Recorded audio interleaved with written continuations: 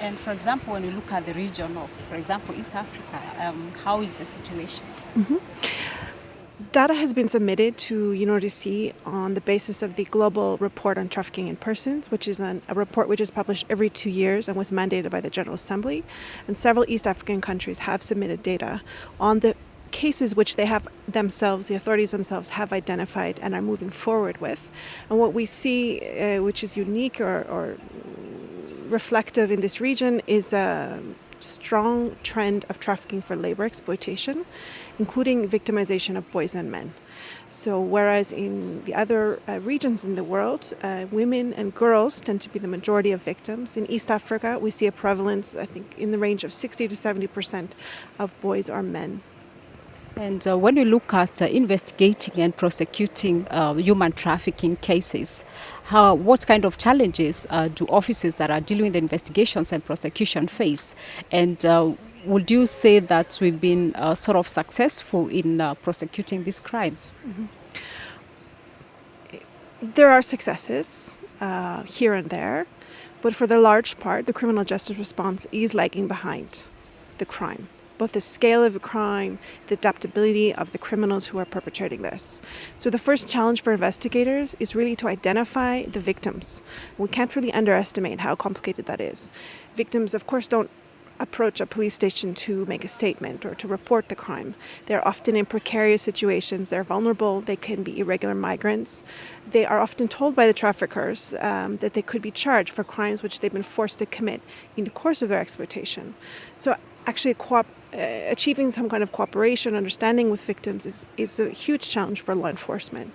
Then in terms of collecting the evidence, these are complex crimes. Trafficking in persons has 3 elements. It's much easier for law enforcement to prosecute prostitution or document forgery or some kind of irregular migration. So the challenge there is really to fulfill the promise of the protocol and the important legislation which is already in several East African countries to prosecute the trafficking in persons for what it is. And then, of course, evidence collection is challenging because it often involves multiple jurisdictions. Mutual legal assistance and cooperation is a whole other challenge. In all forms of crime, I would say in all areas of the world, there is formal cooperation, but most often informal cooperation, which can be quite successful when there are networks established across borders. But then collecting evidence is, it's time consuming. And in that time, perpetrators may move on, they may shift locations, they may shift victims, etc. But what kind of solutions do you offer to the issue of human trafficking? Well, first of all, our gratitude to YAMO for bringing together this fabulous event. And exactly this is the kind of events that we need more of. UNODC takes a comprehensive approach in addressing trafficking in persons. And in East Africa, our regional office in Nairobi is pursuing a multifaceted strategy tackling transnational organized crime and illicit trafficking, looking at the linkages between trafficking in persons, trafficking in wildlife, arms trafficking, etc. We tackle it on several fronts, the first being legislation. So ensuring that a proper criminal framework exists for trafficking in persons. There may be needs to amend, in some countries, some of the legislative framework.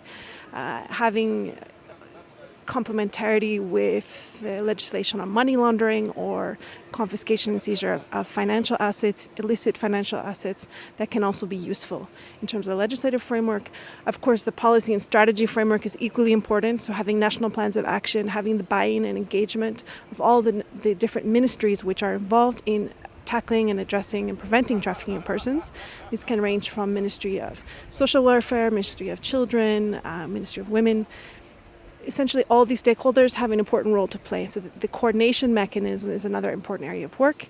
Capacity building is, in a way, one of the central activities of UNODC, and we work extensively with law enforcement, with prosecutors, with judiciary, to improve and share best practices, using technology if possible, trying to use case study, active learning, so that people have a chance to actually apply what they're learning through training. And then, of course, trying to provide assistance to victims. So UNODC has a trust fund for victims which actually supports NGOs who are providing direct service to victims of trafficking in persons. The judiciary is such an important partner in addressing trafficking in persons. As I mentioned in my remarks today, the first role that they can play is to identify victims who may come into their courtrooms on the basis of other crimes. They may also be accused of crimes for which they've been forced to commit in the course of their trafficking. So judges have really, I believe, a role to play in fulfilling the definition of trafficking as it was conceived in the Palermo Protocol. Judges also, through the national practice, can really help and define the international law through their national experience, which is so important, as that is really the context in which the new forms are arising. So we see in different regions new forms of trafficking arising.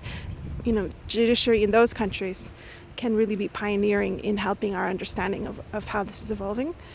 And lastly, judges are the ones who can apply remedies to the victims, which is, to a victim is often more important than a conviction, is having access to compensation, if that is possible.